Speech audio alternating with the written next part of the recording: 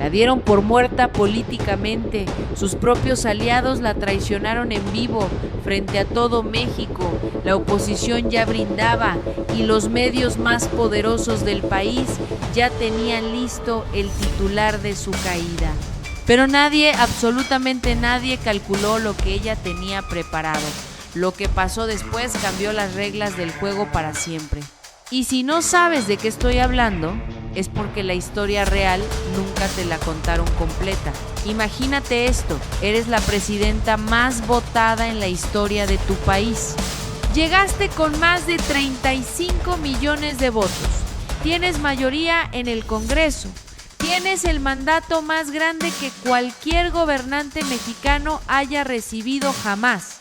Y aún así, en el momento más importante de tu primer año de gobierno, en el instante en que presentas la reforma más ambiciosa de tu agenda, los que se supone que están de tu lado te fallan, no la oposición, no tus enemigos, tus aliados, los que estuvieron en el escenario contigo la noche del triunfo, los que pusieron su nombre junto al tuyo durante toda la campaña, esos. ¿Cómo se recupera a alguien de eso? ¿Cómo se levanta un gobierno de una traición tan pública, tan visible, tan documentada en tiempo real? Eso es exactamente lo que estás a punto de descubrir. Y te adelanto algo, la respuesta no es lo que esperas. A principios de marzo de 2026, Claudia Sheinbaum envió al Congreso lo que ella llamó su decálogo por la democracia, 10 puntos. Una reforma electoral construida durante meses, diseñada para tocar algo que en México nadie se había atrevido a tocar de frente en décadas, los privilegios del sistema político. No hablamos de ajustes menores. Hablamos de seguros médicos millonarios para consejeros electorales que ganan más en un mes que una familia trabajadora en un año entero. Hablamos de presupuestos inflados en los congresos locales que se gastan en burocracia mientras los hospitales no tienen medicamentos. Hablamos de partidos políticos que reciben dinero público para existir aunque nadie los vote, aunque su única función real en el sistema sea ser moneda de cambio legislativa para quien los necesite en el momento justo. Eso era lo que la reforma atacaba, eso era lo que estaba en juego. Y eso es exactamente por qué lo que pasó después fue tan brutal. Cuando la iniciativa llegó a la Cámara de Diputados, el Partido Verde y el Partido del Trabajo votaron en contra. Los mismos partidos que comparten la coalición gobernante con Morena, los mismos que estuvieron ahí durante toda la campaña, los mismos que necesitaban que Claudia Sheinbaum ganara para existir con el poder que tienen hoy. Le dieron la espalda. ¿Por qué? Porque la reforma los afectaba directamente a ellos. Porque recortar el financiamiento de los partidos pequeños es recortar su oxígeno. Porque limitar a los legisladores de representación proporcional es limitar exactamente el mecanismo por el que ellos llegan al Congreso sin competir en distritos. Era su extinción política lo que estaba sobre la mesa. Y cuando tu existencia está en juego, la lealtad deja de ser una opción real. Pero ¿sabes lo que eso significó para los medios y para la oposición? Fue el combustible que estaban esperando. Las pantallas se llenaron de análisis, la coalición está rota, la agenda de Sheinbaum está paralizada, la presidenta más votada de la historia llegó a su límite real en apenas su primer año. El proyecto de la Cuarta Transformación no puede sostenerse. Era el momento que habían estado esperando y lo aprovecharon con todo. Pero espera, porque aquí es donde la historia se complica de una manera que nadie en los medios se detuvo a analizar con calma. Piénsalo un momento. ¿Por qué un partido que necesita a Morena para sobrevivir electoralmente decide traicionarla justo en el momento de mayor visibilidad? ¿Por qué arriesgar toda la relación, todo el capital político acumulado precisamente en la votación más observada del año? ¿Es impulsividad? ¿Es descuido? ¿O hay algo más detrás de esa decisión que no estamos viendo? Porque en política nada ocurre por accidente cuando hay tanto en juego. Y si hay algo que vale la pena preguntarse es quién se beneficia cuando una coalición de izquierda se fractura en público, en vivo, frente a toda la audiencia nacional. Ahí está la primera capa de esta historia que nadie te está contando. La fractura no fue solo una decisión de supervivencia política de partidos pequeños, Fue también una oportunidad de oro para todos los que llevan meses esperando que algo así ocurriera, para los intereses que tienen mucho que perder si los privilegios del sistema electoral se recortan de verdad, para los grupos de poder que viven cómodamente dentro de esa maquinaria burocrática que la reforma quería desmantelar, para los medios que llevan tiempo construyendo la narrativa del fracaso inevitable. Todos ellos necesitaban que esa votación saliera como salió. Y la pregunta que deberías hacerte no es solo por qué el PT y el Verde votaron en contra. La pregunta es quién los convenció de que valía la pena hacerlo. Y mientras esa pregunta quedaba sin respuesta pública, el reloj seguía corriendo. Porque la derrota en la Cámara de Diputados no era solo un revés legislativo, era el inicio de una cuenta regresiva.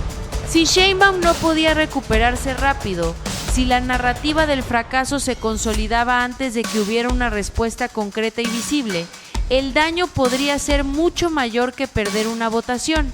Podría ser perder el control de la narrativa de su propio gobierno, y eso en política es mucho más difícil de recuperar que cualquier derrota legislativa. ¿Qué harías tú en ese momento? ¿Atacar públicamente a tus aliados y arriesgar una fractura total? ¿Doblegarte y retirar la reforma para evitar un segundo golpe? ¿Esperar y ver cómo la tormenta mediática se calma sola?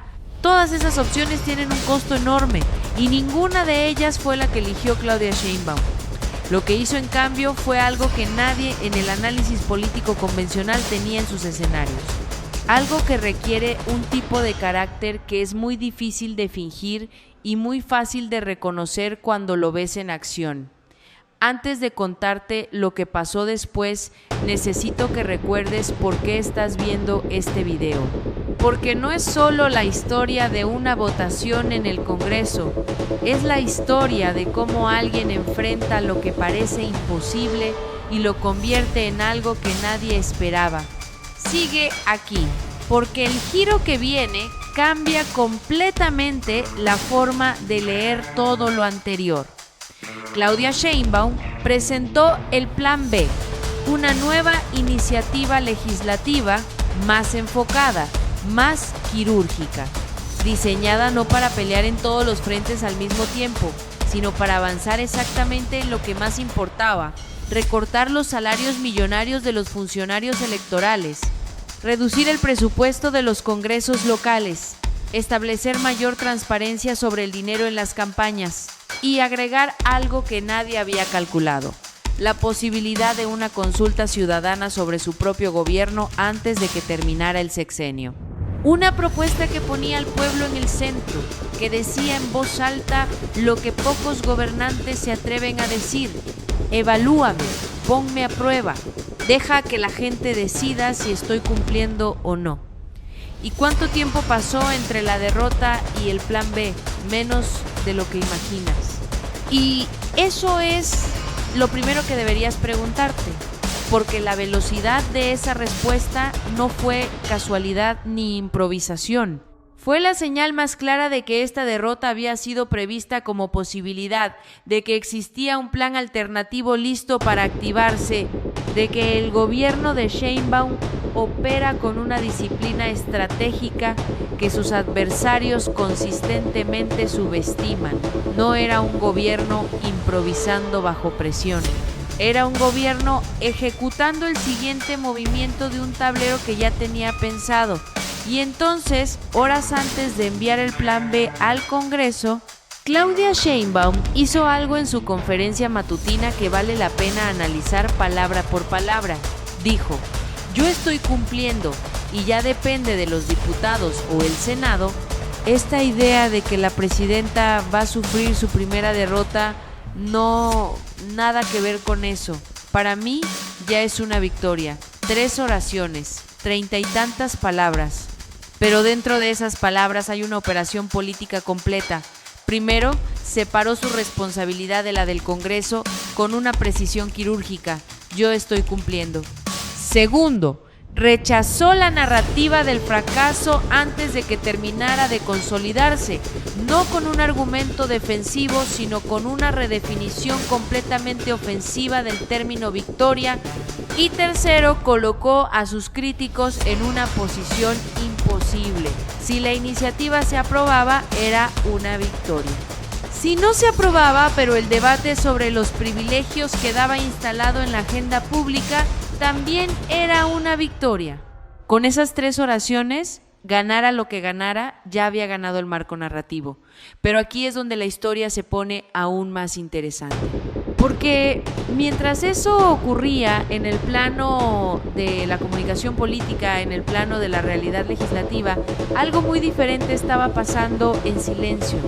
¿Recuerdas que te pregunté al principio quién se beneficia cuando una coalición de izquierda se fractura en público? Pues resulta que esa pregunta tiene una respuesta y la respuesta tiene consecuencias, porque cuando el PT y el Verde vieron que el Plan B llegaba con todo el peso moral de una presidenta que acababa de redefinir los términos de la victoria, cuando vieron que la iniciativa venía más enfocada, más difícil de rechazar sin quedar completamente expuesto frente a la ciudadanía, el cálculo cambió. Votar en contra una segunda vez ya no era solo una decisión de supervivencia política, era una decisión de suicidio político. Y los partidos políticos, especialmente los pequeños que saben que su existencia depende del humor del electorado, tienen muy bien calibrado cuando un riesgo deja de ser asumible. Estás empezando a ver el tablero completo, estás empezando a entender por qué dije al principio que nadie calculó lo que ella tenía preparado, porque lo que parecía una derrota catastrófica en la Cámara de Diputados terminó siendo la palanca que movió exactamente las piezas que necesitaban moverse para que el Plan B llegara al Senado en una posición más fuerte de lo que hubiera. Llegado el Plan A. Cuando tus aliados te fallan en público y tú respondes con serenidad y con una propuesta más sólida, los pones en una posición donde fallar una segunda vez tiene un costo político que ya no pueden asumir. Eso no es suerte, eso es estrategia. Y aquí necesito que te detengas un momento y pienses en algo, porque lo que está pasando en México en este momento no es solo una discusión sobre una reforma electoral, es una discusión sobre algo mucho más profundo, la posibilidad de que un gobierno ataque los privilegios del sistema político desde adentro del mismo sistema. La posibilidad de que alguien proponga cambios que afectan a los mismos actores que necesita para aprobar esos cambios y que aún así logre avanzar. Eso no tiene precedentes claros en la historia reciente de México. Y precisamente porque no tiene precedentes, hay mucha gente con muchos recursos que necesita que fracase, que necesita que cada obstáculo parezca definitivo, que necesita que tú, el que está viendo este video ahora mismo, concluyas que esto no puede funcionar. ¿Pero puede? Esa es la pregunta. Y el 25 de marzo de 2026 llegó una respuesta. El Senado de la República, más de 6 horas de discusión, tensiones que pusieron a prueba cada alianza dentro del bloque gobernante. Negociaciones de pasillo que no aparecen en ningún acto oficial, pero que definen los resultados legislativos más que cualquier discurso público. Momentos en los que el resultado parecía genuinamente incierto. Y al final el Pleno votó, 87 senadores a favor, 41 en contra, mayoría calificada alcanzada, el Plan B aprobado, convertido en reforma constitucional. Y entonces el silencio de lado que había celebrado semanas antes dijo más que cualquier análisis. Pero espera, porque todavía hay un giro más. Un detalle que los medios cubrieron de pasada y que en realidad es fundamental para entender lo que viene. El PT, que esta vez sí votó a favor en lo general, presentó una reserva para eliminar el artículo de la consulta ciudadana. Y esa reserva fue aceptada, lo que significa que la reforma aprobada salió sin ese punto específico. ¿Y cómo reaccionó Sheinbaum? ¿Con rabia, con acusaciones? No, Dijo que siempre le importó más recortar los privilegios que ganar cada artículo de forma individual, que el tema de la consulta del PT tendría que explicárselo a la ciudadanía. Y con eso volvió a hacer lo mismo de siempre, tomar el resultado que hay, quitarle el veneno a la narrativa negativa y seguir avanzando. Eso es exactamente lo que nadie puede imitar fácilmente. No la estrategia, no el discurso, la consistencia, la capacidad de hacer lo mismo, con la misma serenidad, la misma vez número 1 que la vez número 20. Y eso, cuando todo está diseñado para hacerte perder el equilibrio, es el arma más poderosa que existe. Ahora hay algo más que necesitas saber, algo que se publicó sin el ruido que merecía. El 11 de marzo, mientras el debate del Plan B consumía toda la atención mediática, el Senado aprobó en casi unanimidad otra reforma impulsada por Sheinbaum: el fin de las pensiones doradas para exfuncionarios públicos. 5,000 millones de pesos anuales que dejaban de ir a jubilaciones millonarias para personas que ocuparon cargos públicos durante periodos breves. 5,000 millones que ahora van a programas sociales. ¿Te enteraste de eso con la misma intensidad con la que te enteraste de la fractura de la coalición? Probablemente no. Y esa diferencia, ese desequilibrio entre lo que se amplifica y lo que se silencia, también es parte de la historia que necesitas entender, porque así funciona el mecanismo. Los conflictos se amplifican porque generan audiencia. Los resultados concretos se minimizan porque no encajan en la narrativa de crisis. Y la única defensa contra eso es exactamente lo que estás haciendo ahora mismo: buscar la historia completa, no el fragmento conveniente. Pero hay algo que nadie en el análisis político te está diciendo, algo que solo se ve cuando conectas todos los puntos al mismo tiempo. La derrota en la Cámara de Diputados no debilitó el Plan B, lo fortaleció, porque cuando el Plan B llegó al Senado, llegó con algo que el Plan A no tenía: la historia de una presidenta que había sido traicionada, que había respondido sin perder la dignidad, que había regresado con una propuesta más sólida y que había dicho públicamente que para ella ya era una victoria independientemente del resultado. Eso creó una presión moral sobre cada senador que iba a votar que ningún argumento técnico hubiera podido crear. Votar en contra del Plan B después de todo eso no era solo una decisión legislativa, era una declaración pública de que preferías los privilegios del sistema sobre el mandato de la ciudadanía. Y esa declaración, con 87 cámaras apuntando a la tribuna, tiene un costo que muy pocos están dispuestos a pagar. La derrota que intentaron convertir en su fin terminó siendo la palanca de su victoria más contundente.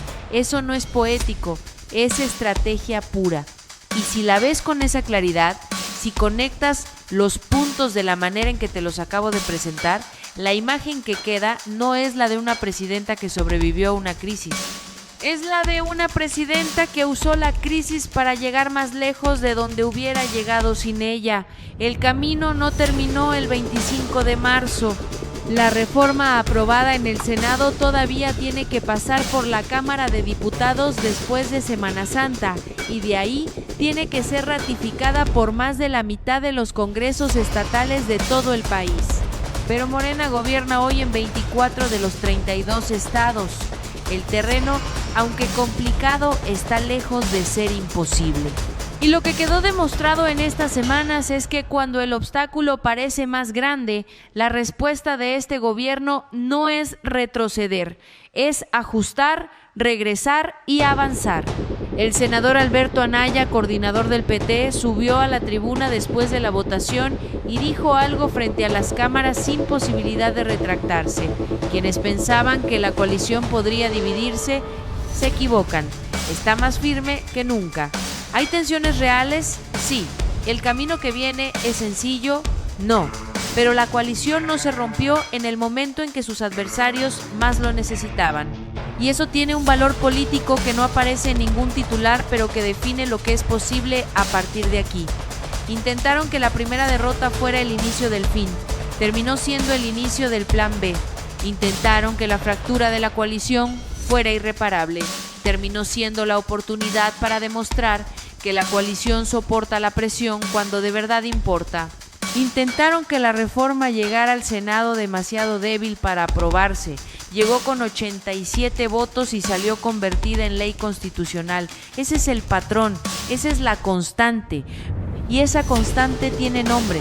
Si llegaste hasta aquí, ya lo sabes. No vine a contarte lo que ya viste en los noticieros. Vine a conectar los puntos que nadie más conectó.